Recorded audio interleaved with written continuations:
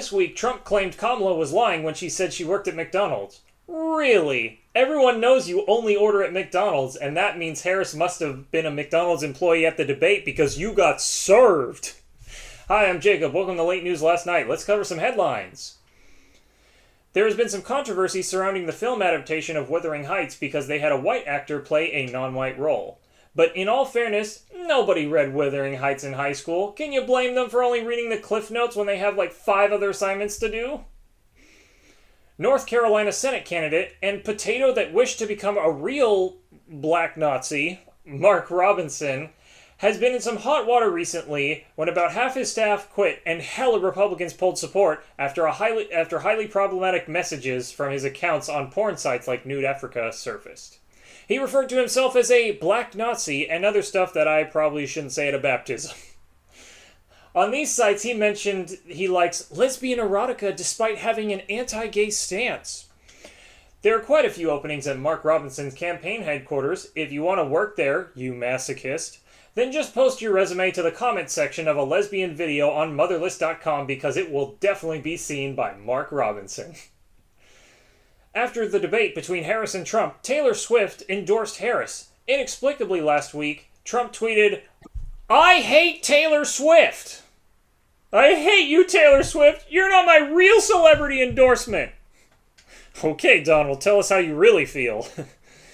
He said it like the energy of a 9th grader who thinks they're entitled to take the head cheerleader to prom. She's way out of your league, buddy. It's never gonna happen. Because it's the destiny of every New York mayor to be absolutely terrible, Eric Adams fulfilled his duty by being indicted for allegedly accepting illegal campaign contributions. Wait a second, Eric Adams, let's pull that mask off. Aha! I knew it! Clarence Thomas, you cheeky bastard.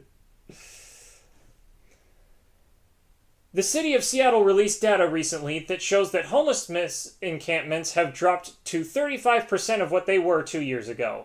Let's see what Fox News has to say about that. Crime, homelessness, violence, and filth are now the norm in liberal cities, and the voters don't seem to mind. Take the chaos in Seattle. The Blue City has surpassed last year's homicide total. Yes, the homicide rate is on the rise, and it's a real problem that needs real addressing. The same people who commit the same terrible crimes should not be put back in our community. But homelessness is definitely not the story of Seattle, and is definitely not on the rise. Don't get me wrong, Seattle ain't perfect, but every large city has a crack whore district. I love how these coastal elites are telling me the story of my coastal elite city. You want to talk about a real problem? The real story of Seattle is that self-unaliving is an even bigger problem than homicide. And a big reason for that is loneliness. And when Seattleites don't talk to each other or have much of a community, you end up spending all of your time watching a show you don't even like Love Island. Tune in next week for my commentary on that. We literally have a name for this phenomenon called the Seattle Freeze. I'm just saying, Fox, focus on the problems that need more attention instead of making claims like this. Black Lives Matter, Occupy Wall Street, and #MeToo are total failures that didn't change anything and are just symbolic. I'm sure the former head and the #1 host of your network might have something to say about that.